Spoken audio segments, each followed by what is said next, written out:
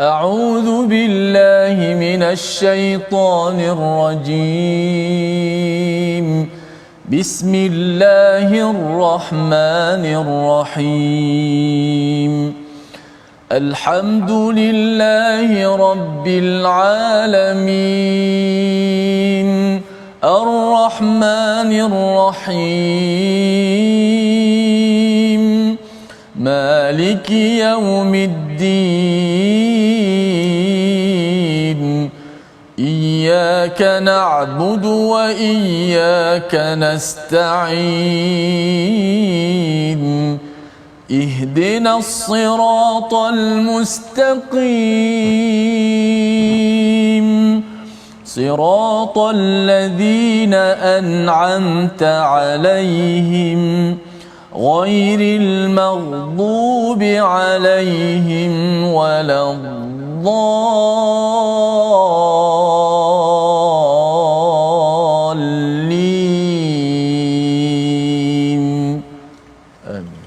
Assalamualaikum warahmatullahi wabarakatuh. Alhamdulillah wassalatu wassalamu ala Rasulillah wa ala alihi wa man wala syada la ilaha illallah syadana Muhammadan abduhu wa rasuluh. Allahumma salli ala sayidina Muhammad wa ala alihi wa sahbihi ajma'in. Amma ba'du. Apa khabar tuan-tuan dan puan yang dirahmati Allah sekalian? Kita bersyukur pada Allah Subhanahu taala kita ditemukan lagi pada hari ini dengan al-Quran. Kita ditemukan lagi atas jalan mencari hidayah Allah Subhanahu taala, dan hari ini kita ingin berkenalan dengan surah baru, surah yang ke-53, surah An-Najm, bersama Al-Fadhil Ustaz Tirmizi Ali. Apa khabar Ustaz? Alhamdulillah. Baik, Safa sihat? Alhamdulillah. Alhamdulillah. Semalam kita dah bincang tentang nujum, dan hari ini wan najm, bertemunya dua di hujung dan awal itu. Apa tanasub yang kita, kaitannya yang kita nak lihat bersama pada hari ini bersama dengan tuan-tuan yang berada di rumah. Terus berkongsi dengan rakan-rakan yang ada. Kita berada pada juz yang ke-27 My Quran Time, dan kita doakan Allah memelihara, mengabulkan doa kita untuk terus di atas jalan hidayah. Kita doa, subhanakala ilmalana illa ma 'allamtana innaka antal alimul hakim, rabbi zidni ilma. Kita saksikan apakah sinopsis ringkasan bagi halaman 526. Daripada ayat yang pertama hingga ayat yang ke-18 kita akan melihat kepada penegasan tentang kenabian dan fenomena wahyu daripada Allah Subhanahu Wa Taala sebagai sumber ilmu, sebagai sumber ilmu ketika kita beribadah, mendekatkan diri kepada Allah Subhanahu Wa Taala. Seterusnya pada ayat 19 hingga 26, larangan menyekutukan Allah dan penegasan bahawa berhala-berhala itu tidak berguna sama sekali. Mari sama-sama kita baca ayat 1 hingga 18 terlebih dahulu untuk memaknai tentang bagaimana Allah bersumpah dengan bintang bersama Ustaz Tirmizi. Baik, alhamdulillah, terima kasih Fadil Ustaz Fazrul, sahabat-sahabat yang dikasihi sekalian. Alhamdulillah kita puas sekali lagi dapat sama-sama dalam My Quran Time, baca faham amal, dan kita masuk surah yang baru An-Najm. Semalam Ustaz Fah berhenti mengejut, ada tanda tanya ataupun berhenti di akhir surah At-Tur. Kita sambung sedikit ayat pertama, memberi gambaran kenapa di hujung surah At-Tur ada perkataan An-Nujum ataupun bintang, dan awal-awal perkataan daripada ayat pertama surah An-Najm ada perkataan bintang. Sudah pastilah kita melihat kehebatan Allah Subhanahu Wa Taala, namun mungkin ada hikmah yang sama dapat kita pelajari pada hari ini. Bila sebut bintang-bintang ni, semua orang suka tengok bintang, Safas. Tengok ke atas, tengok bintang, mengira bintang dan sebagainya. Jom sama-sama kita baca ayat pertama hingga ayat yang ke-18 surah An-Najm. A'udzu billahi minasy syaithanir rajim. Bismillahirrahmanirrahim. وَالنَّجْمِ إِذَا هَوَى مَا ضَلَّ صَاحِبُكُمْ وَمَا غَوَى وَمَا يَنطِقُ عَنِ الْهَوَى إِنْ هُوَ إِلَّا وَحْيٌ يُوحَى عَلَّمَهُ شَدِيدُ الْقُوَى ذو مرة فاستوى وهو بالأفق الأعلى ثم دنا فتدلى فكان قاب قوسين أو أدنى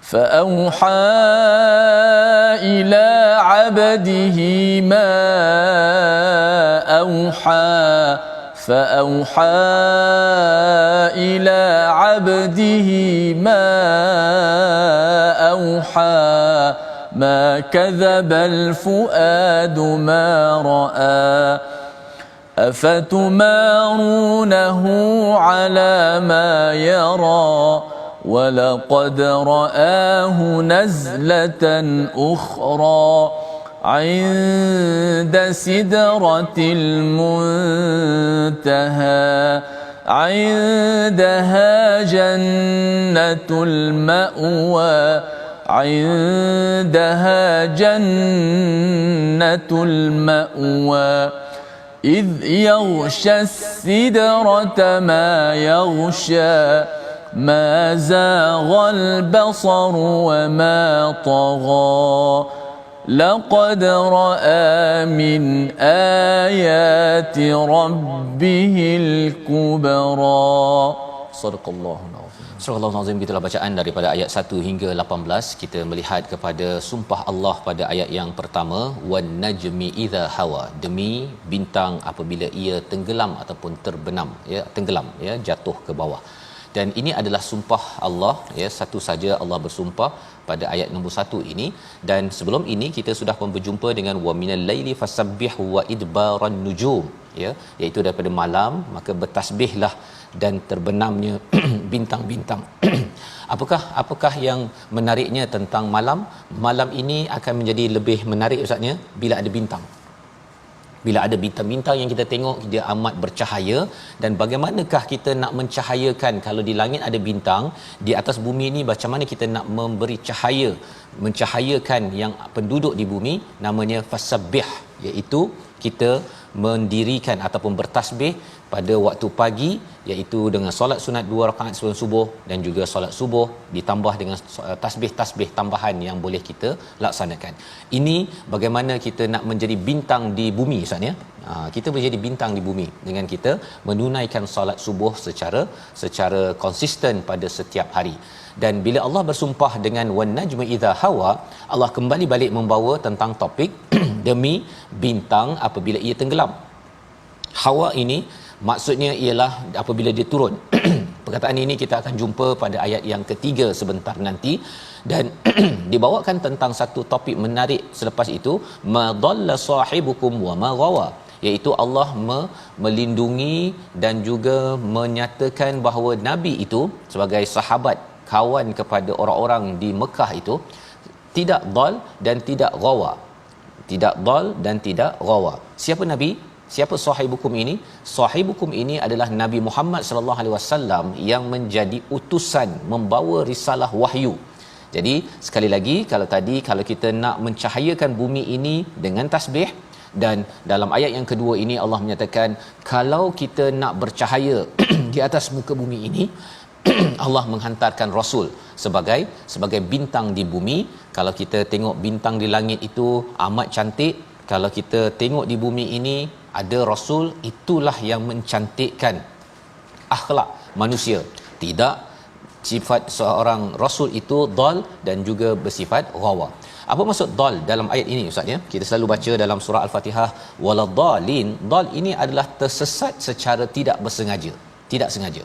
Tetapi ghawa ini adalah keliru dengan sengaja, dengan usaha.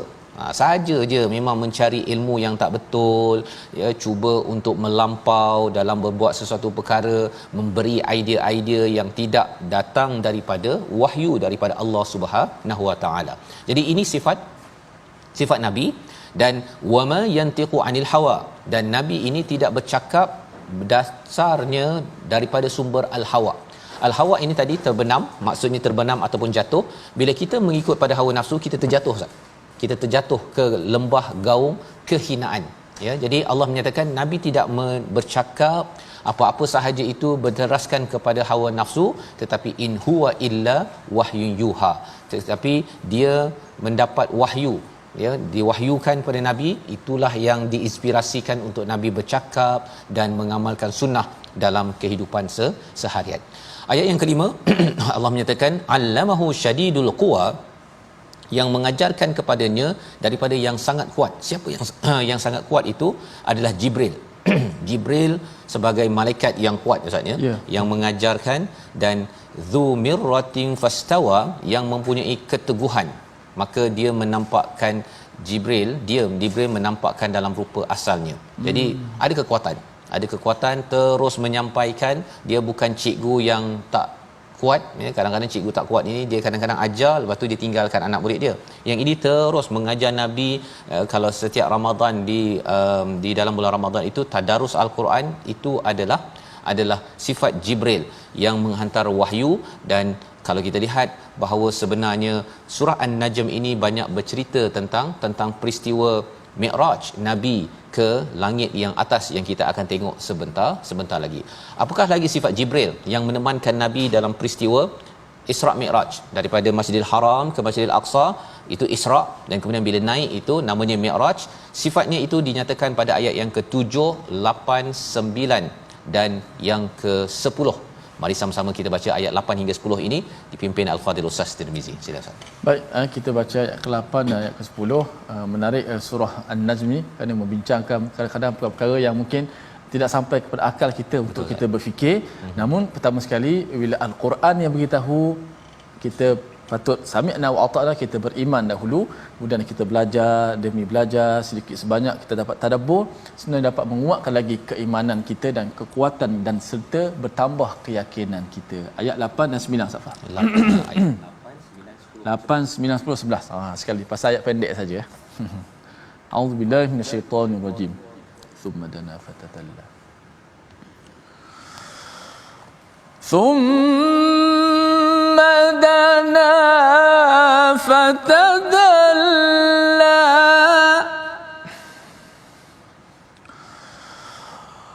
فكان قاب قوسين أو أدنى فأوحى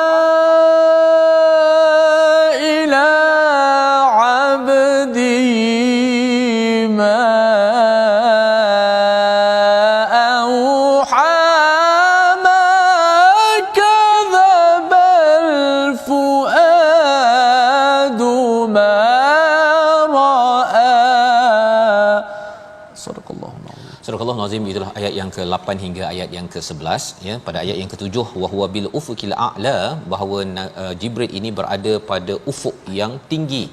Nabi melihat Jibril ini pada ufuk yang tinggi. Ini adalah sebagai menunjukkan Jibril ini adalah amat besar. Thumma dana fadalla, ya, thumma dana fatadalla, iaitu kemudian mendekati, ya, dana itu mendekati kepada Nabi, dan juga lalu bertambah lagi mendekati, ya, nak menceritakan proses, ya, bagaimana Jibril lagi makin dekat sehingga tahap dekatnya itu seperti fakana qaba qausain, iaitu seperti dua busur anak panah. Dua busur anak panah ni dekatlah Ustaz, ya, pasal anak panah tu satu, dia dekat, au adna ataupun lebih dekat lagi. Dan mengapa Allah ceritakan pasal kedekatan Jibril kepada Nabi ini? Kerana ia ada kaitan dengan ayat yang ke-10, fa auha ila abdihi ma auha, iaitu lalu disampaikan olehnya wahyu kepada hamba-Nya, iaitu Nabi Muhammad sallallahu alaihi wasallam, apa yang telah diwahyukan oleh Allah Subhanahu wa taala. Malaikat makin dekat, malaikat Jibril makin dekat kepada Nabi untuk menyampaikan wahyu. Dan di sini digelar Nabi ini sebagai abd, sebagai hamba, kerana keteguhan Nabi, kerendahan Nabi, ya, kerendahan Nabi itu menyebabkan malaikat makin mendekati kepada seorang hamba. Dalam ayat yang ke-11 kita melihat kepada bagaimana bila Nabi diberikan wahyu dan juga dapat melihat kebesaran, ya, Jibril yang diutus pada waktu peristiwa kehidupan Nabi sallallahu alaihi wasallam, maka makadzabal fuadu ma ra'a, iaitu Nabi tidak mendustakan, ya, hati Nabi, ya, bukan sekadar Nabi tapi hati, lapisan yang lebih dalam. Kalau kita ada lapisan pertama, lapisan kedua, lapisan ketiga. Lapisan ketiga inilah yang dinamakan fuad, tempat perasaan kita. Bila perasaan kita ini sudah teruja, maka pada waktu itu tidak lagi mampu untuk mendustakan kepada kebesaran Allah Subhanahu Wa Taala. Dalam hal ini bercakap tentang Jibril yang membawakan wahyu kepada Nabi sallallahu alaihi wasallam. Sebabnya ayat yang ke-12, ketika mereka ataupun nabi dah nampak ya, Allah menemplak kepada orang musyrik yang masih lagi nak membantah. Allah kata, apakah kamu ingin membantah benda ataupun perkara yang telah dilihat? Kamu tak lihat, nabi telah lihat, sudah mempunyai pengalaman, perasaan yang mendalam tentang peristiwa bersama Jibril itu. Apakah kamu masih lagi, orang-orang musyrik mahu lagi membantah kepada perkara tersebut? Ayat 12 hingga ayat yang ke-15 kita baca sekali lagi untuk kita melihat bagaimana perjalanan Nabi Mi'raj kepada Allah Subhanahu Wa Taala. Silakan Ustaz. Baik, alhamdulillah, peristiwa Isra Mi'raj sudah pasti satu peristiwa yang begitu luar biasa, yang kita kata tidak mencapai akal kita, tapi kita diajar kepada untuk beriman kepada apa yang diceritakan, apa yang dibawa oleh Nabi kita sallallahu alaihi wasallam daripada Al-Quran dan Sunnah. Kerana dimensi kita memang kita rasa tidak mampu, tapi bagi Allah Subhanahu Wa Taala, Allah pencipta kita. Kita baca ayat yang ke-12 hingga 15. أفتمارونه على ما يرى ولقد رآه نزلة أخرى عند سدرة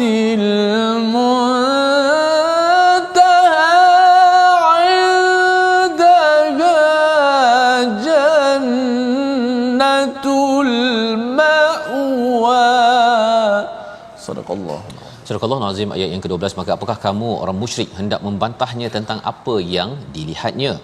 Dan sesungguhnya dia, Nabi Muhammad, telah melihatnya dalam rupanya yang sebenar pada waktu yang lain. Selain daripada Nabi pernah nampak pada Jibril ini kali pertama, tapi kali yang kedua ini sudah tentunya dalam peristiwa apa? Dalam peristiwa Mi'raj, ketika berada di Inda Sidratil Muntaha, iaitu ketika berada di Sidratul Muntaha. Di manakah Sidratul Muntaha ini? Di langit yang atas, ya, iaitu satu pohon Ustaz ya. Di sana ada satu pohon yang besar, itu gambarannya lah, saya tak pernah sampai kan. Tapi di situlah Jibril dapat naik ke langit atas sampailah ke Sidratul Muntaha. Maka pada waktu ini Nabi masih lagi dapat melihat kepada Jibril, masih lagi dapat, ya. Tetapi lepas itu apakah Nabi ataupun Jibril boleh lagi lepas pada Sidratul Muntaha? Tidak boleh. Kalau diteruskan maka akan terbakar, ya. Walaupun daripada cahaya Jibril ini, tapi tidak mampu lagi untuk meneruskan perjalanan di atas Sidratul Muntaha, di mana pada waktu inilah indaha jannatul ma'wa, di hujung pokok ini, di kawasan atas ini ada satu tempat yang dinamakan Jannatul Ma'wa, syurga, ya. Inilah tempat syurga. Dan pada waktu ini Nabi sallallahu alaihi wasallam, ya, bertemu dengan siapa? Bertemu dengan Allah Subhanahu Wa Taala. Ada yang menyatakan bukan bertemu dengan Allah, tetapi melihat kepada satu lagi kebesaran Allah yang besar yang dinyatakan pada ayat yang ke-17, ya. Dan apa kesannya bila seseorang itu seperti Nabi sallallahu alaihi wasallam melihat ke satu ayati rabbih, ayat kebesaran yang besar daripada Allah, kagum. Tadi dah kagum dah tengok pada Jibril, tapi kali ini ayat daripada Allah, kebesaran daripada Allah. Pada waktu itu apa yang berlaku? Pada ayat yang ke-16, is ya'sha sidrata ma ya'sha. Sidrah itu pokok itu cover saja, dia memang luas sangatlah nak ceritanya. Dan mazaghal basaru wa ma tagha, iaitu mata Nabi tidak berpaling, tidak menyimpang dan tidak melampau. Mengapa diberikan highlight perkara ini, penekanan perkara ini? Nabi bertemu dengan kebesaran Allah yang amat hebat, Ustaz. Dia kalau jumpa raja pun, kalau sepatutnya adabnya ialah jangan tengok kiri kanan, pasal kiri kanan itu zal, dan juga tengok Torah itu ialah melampau. Tengok kepada raja tu tengok macam tu saja, macam tengok tuan-tuan lah, saya tengok tuan-tuan macam tu saja. Kalau TV ni macam tu saja, takut tak? Kan? Takut. Saya pernah ada pergi ke satu restoran. Restoran tu dekat TV je tu dia letak gambar dia punya founder ke apa, tapi gambar founder dia tengok macam tu je. Kan? Tengok kita nak makan pun rasa takut. Kan? Walaupun dia adalah restoran Islam. Jadi saya kata pada isteri saya, tak payahlah pergi restoran ni. Ya, menakutkan pasal apa? Letak gambar manusia, ya. Dan dalam hal ini adab, kan, kita bercakap adab. Dan bila nabi bertemu dengan kebesaran Allah Subhanahu taala, tidak lagi berpaling, tak adalah tengok perkara lain dan tidak juga tara melampau, kerana sudah kagum dengan ayati rabbihil kubra, sebagaimana dinyatakan pada ayat yang ke-18. Dan laqad ra'a min ayati rabbihil kubra ini, sekali lagi kalau kita tengok perkara yang dijelaskan pada ayat yang ke-18, iaitu sesungguhnya dia telah melihat sebahagian daripada tanda-tanda kebesaran Tuhannya yang paling besar. Jadi inilah yang kita ingin cermati, yang ingin kita amalkan. Makin kita ini mendapat wahyu, makin lagi kita dapat melihat tanda-tanda kebesaran Allah, wajar sepatutnya kita akan makin lagi jaga pandangan kita dan fokus kita tidak lari kecuali kepada Allah Subhanahu Wa Taala. Membawa pada perkataan pilihan kita pada hari ini, kita saksikan, iaitu ghawa, ya, iaitu sesat ataupun keliru dengan usaha, ya, dengan sengaja. Tetapi kita doakan agar kita selalu bersama dengan Nabi sallallahu alaihi wasallam yang sebenarnya tidak sesat dan juga tidak keliru. Semuanya jelas untuk membawa kita menuju syurga Allah Subhanahu Wa Taala. Kita berehat sebentar, My Quran Time, baca faham amal insya-Allah.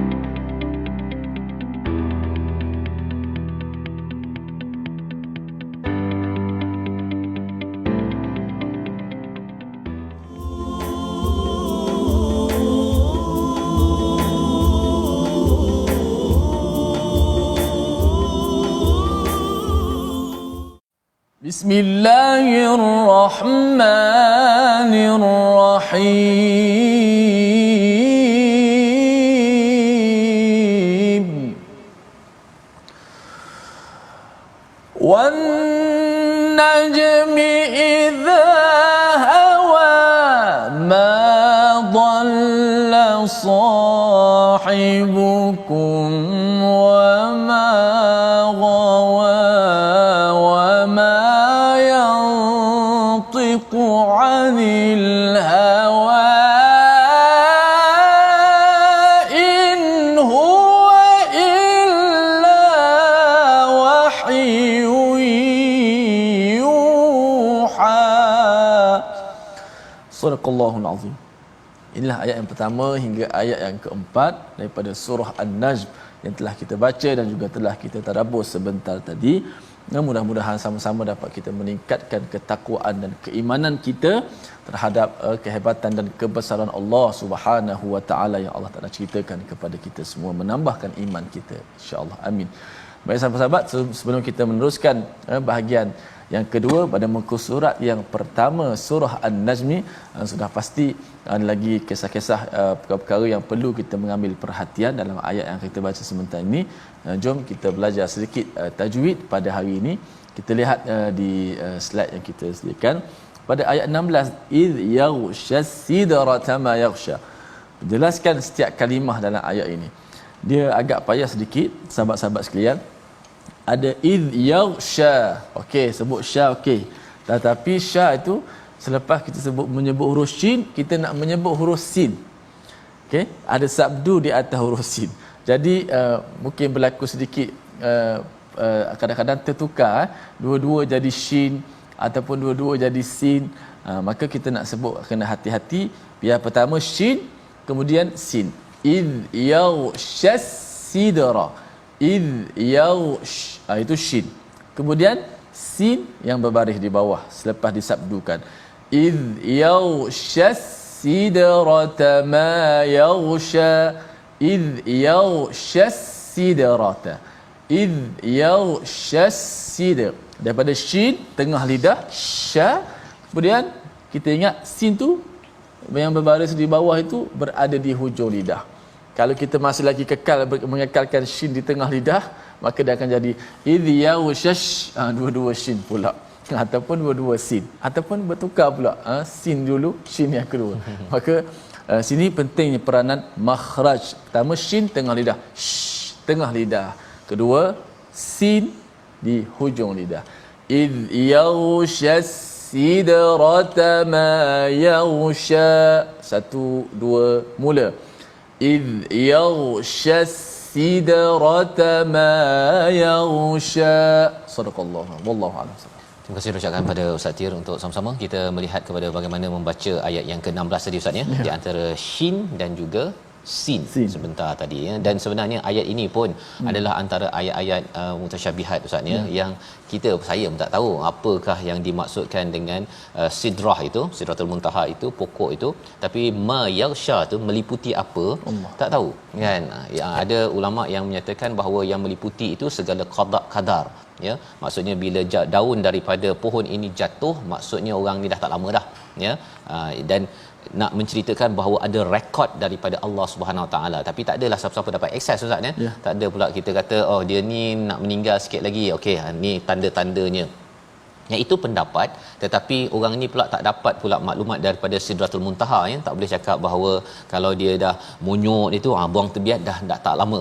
Itu sebagai komentar orang-orang tua, tetapi bukannya sumber formal daripada Allah SWT. Hanya Allah yang tahu ya tentang apa yang di-cover, apa yang diliputi oleh sidrah ataupun pohon yang berada di atas sana. Baik. Dan kita nak melihat kepada ayat 19 hingga 26, bagaimana seterusnya Allah menemplak kepada mereka yang buat-buat tengok. Tadi Nabi dah tengok. Nabi tengok, dia abaikan. Yang dia tak nampak tengok, dia buat-buat ada pula. Ayat yang ke-19 hingga ayat 26 surah An-Najm. Silakan Ustaz. Baik, alhamdulillah sahabat-sahabat sekalian, itu mencabarlah ayat daripada surah An-Najm daripada muka surat pertama ini, kerana menceritakan tentang kehebatan kekuasaan Allah Subhanahu Wa Taala. Nabi ataupun dimi'rajkan ataupun dalam peristiwa Isra' Mi'raj ini, dan kita nak baca pada ayat yang sambungan tadi, ayat yang ke-19 hingga 26. Ada perkataan la tawal uzza dan sebagainya Ustaz Fas. Itu nama-nama berhala Ustaz. Nama berhala. Okey ya. Maka kita boleh perlahan sikit dari sudut adab juga ditekankan oleh para ulama, boleh kita perlahankan suara pada tempat-tempat ayat begini, kerana sebagai satu adab yang tinggi bila kita baca Quran. Mudah-mudahan sama-sama kita dapat pencerahan lagi. Kita baca ayat 19 hingga 26. أعوذ بالله من الشيطان الرجيم أفرأيتم اللات والعزى ومناة الثالثة الأخرى ألكم الذكر وله الأنثى تلك إذا قسمة ضيزى إن هي إلا أسماء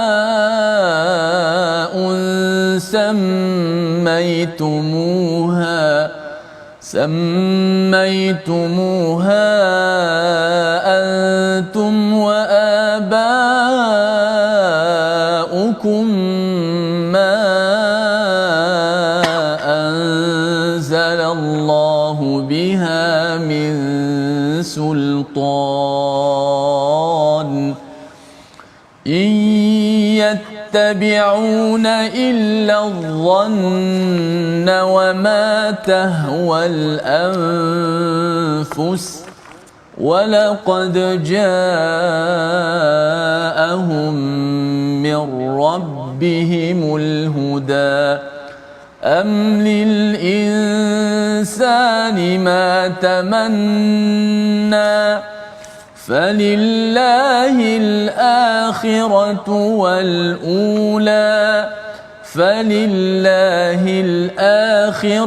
والأولى وكم من ملك في السماوات لا تغني شفاعتهم شيئا لا تغني شفاعتهم شيئا إلا من بعد أن يأذن الله إلا من بعد أن يأذن الله لمن يشاء ويرضى. صدق الله. Surah Al-Azim, kita bacaan daripada ayat yang ke-19 hingga 26 ya. Kalau kita melihat ayat 1 hingga 18, bagaimana Allah melindungi ataupun menjelaskan bahawa Nabi sallallahu alaihi wasallam itu tidaklah ya sesat, tidaklah keliru, tidak bercakap mengikut hawa nafsu. Malah lebih daripada itu, Nabi diberikan wahyu ya oleh Allah melalui malaikat Jibril yang beliau nampak ya, dan ini yang dijelaskan sehingga ayat yang ke-18, termasuklah dalam peristiwa Mi'raj, Nabi melihat kepada kebesaran Allah yang besar ya. Istilahnya pada ayat 18, laqad ra'a min ayati rabbihil kubra, yang besar. Tetapi ada yang kecil Ustaz ya, yang kecil yang bagi orang yang tidak ada ilmu, orang yang sesat, orang yang keliru, yang mengikut hawa nafsu, dia ambil yang kecil itu, batu-batu yang dinamakan pun dinamakan sendiri, bukan daripada wahyu. Yang pertama apa? Al-Lata ya, yang kedua Al-Uzza, yang ketiga adalah Manat ya. Tiga nama ini adalah nama-nama berhala yang terkenal di Mekah itu sendiri, ada kaitan dengan Taif dan sebagainya sumbernya. Tetapi nak ceritanya ialah Allah bertanya pada ayat 19, afara'aitumul lata wal uzza, iaitu kamu tak perhatikan ke kepada bagaimana kamu boleh menyembah kepada batu yang sebenarnya amat kecil ya, yang tidak berkuasa, yang tidak mempunyai kemampuan untuk berbuat sesuatu pun Ustaz ya. Jadi ini Allah suruh perhatikan, fikir betul-betul lah ya, fikir betul-betul. Dan selepas itu Allah menyatakan alakumudz-dzakaru walahul untha ya, kamu bagi kepada diri kamu yang lelaki, tetapi bagi Tuhan perempuan. Itu sebab dia nama Al-Lata, Uzza, Manat, dia adalah perkataan yang dikaitkan dengan Tuhan perempuan yang aziz, daripada aziz dikaitkan dengan Al-Uzza itu yang perempuan, Uzza yang aziz, yang kuat. Jadi mereka bagi nama-nama itu dan mengaitkan perempuan dengan nama anak-anak Tuhan ini yang menjadi sembahan mereka. Sebenarnya Allah kata pada ayat 22, tilka idzan qismatun diza maksudnya iaitu ini tak adil kan, kamu bagi yang baki-baki kepada Allah, kamu nak anak lelaki perempuan, kamu tak nak kau bagi okey anak Tuhan perempuan, malaikat perempuan, yang kamu nak kamu ambil sahaja. Mindset ini, cara berfikir ini yang telah pun kita lihat sebelum ini dalam surah-surah sebelum ini, betapa orang yang ada masalah dal dan juga ghawa, dia bagi baki-baki Ustaz. Dia bagi baki-baki, dia tak nak bagi yang terbaik, hartanya, masanya, malah dari segi pembahagian anak lelaki anak perempuan dia nak bahagikan pula. Walaupun sebenarnya kita menerima Ustaz ya, sebagai orang beriman, lelaki perempuan sama sahaja, yang pentingnya kita kena didik dengan keimanan berteraskan kepada wahyu yang dibawakan Nabi sallallahu alaihi wasallam. Dalam ayat yang ke-24 ataupun 23, in hiya illa asmaun samaitumuha ya, semua nama-nama yang diberikan itu kamu dan juga nenek moyang kamu ini sebenarnya tidak pernah diturunkan Allah dengan bukti yang nyata. Ma anzalallahu biha min sultan, tak ada pun, Allah tak pernah bagi wahyu. In yattabi'una illa dhanna wa ma tahwanal anfus, sebenarnya dua sumber yang menyebabkan mereka memilih untuk syirik, menyembah kepada Lata, Uzza dan juga Manat sebentar tadi, iaitu yang pertama mengikut kepada zon. Apa maksud zon? Prasangka, teka-teka ya, dan yang keduanya mengikut kepada hawa nafsu. Sebabnya orang yang bersangka-sangka dengan ilmu pun bahaya ya, tanpa ilmu bahaya, orang yang ikut hawa nafsu pun bahaya. Kadang-kadang bukan zon, kita ada ilmu Ustaz ya, orang tu belajar betul-betul tapi ikut hawa nafsu, gagal. Ataupun ada yang dia tak ikut hawa nafsu, dia nak cuba gunakan akal, tapi akalnya itu bukan asasnya ilmu yang ada kaitan dengan wahyu, pun akan gagal juga.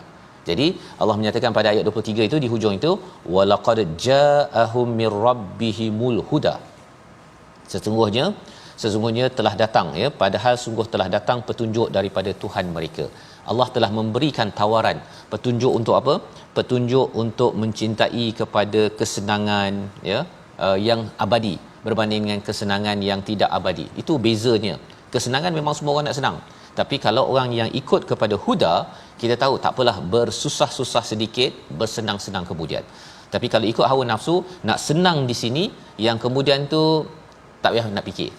Inilah ayat 23, dan seterusnya kita nak baca ayat yang ke 24, 25 dan 26 untuk kita sama-sama melihat hakikat ilmu yang Allah berikan kepada kita melalui wahyu ini membawa kita ke arah mana dan apa yang ingin dijauhkan sebenar-benarnya. Mari sama-sama kita baca 3 ayat di hujung ini. Silakan Ustaz. Alhamdulillah, terima kasih Al-Fadhil Ustaz Faz yang memberi pencerahan kepada kita, tadabbur daripada muka surat 526 ini. Banyak perkara-perkara yang mungkin baru dapat kita sematkan dalam fikiran kita, dan untuk sama-sama kita berfikir, dan sudah pasti untuk dapat kita beriman dan juga menambahkan lagi amalan kita. Kita baca 3 ayat terakhir, 24, 25 dan 26 surah An-Najm. A'udzubillahi minasyaitanir rajim. Am lil insani ma tamanna am lil insani ma tamanna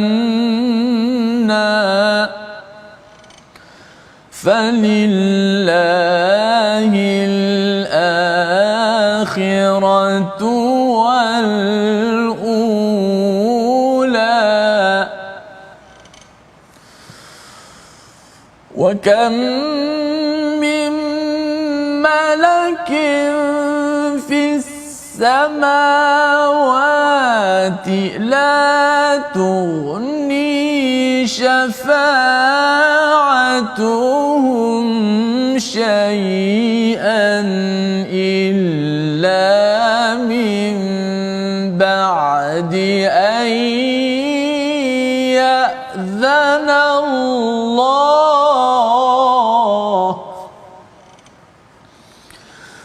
illa min ba'di an ya'zana Allah liman yasha'u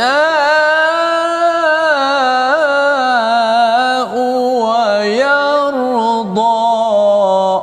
Sadaqallahu alazim. Surah Al-Nazim, begitulah bacaan daripada ayat 24 hingga ayat yang ke-26, ya. Kesinambungan daripada ayat 23 tadi, bila Allah menegur kepada mereka yang mengikut pada zon, prasangka, bukan ilmu yang tepat dengan hujah yang tepat, dan juga mengikut kepada hawa nafsu, ya. Jadi apakah ubat kepada zon dan juga hawa? Pasal dalam diri kita ada zon, dalam diri kita ada hawa nafsu, Ustaznya. Kita tidak boleh nafikan perkara tersebut, tetapi bagaimana diuruskan adalah apabila kita mengikut kepada hidayah daripada wahyu. Walaqad ja'ahum mir rabbihumul huda. Hidayah inilah yang kita minta setiap hari, ihdinas siratal mustaqim, dan hidayah itu dirakam ataupun dinyatakan di dalam wahyu yang kita baca di dalam al-Quran ini. Kesan apabila kita mengikut hidayah berbeza dengan kita mengikut hawa nafsu. Kalau ikut pada hawa nafsu, ikut pada prasangka, Allah menyatakan amlil insani ma tamanna, iaitu apakah manusia akan mendapatkan segala yang dicita-citakannya. Memang kita ada banyak cita-cita. Tamanna ni cita-cita, Ustaz, ya. Saya nak itu, nak ini, nak kesenangan, nakkan kehidupan yang abadi, nak macam-macam. Tetapi Allah menyatakan falillahil akhiratu wal ula.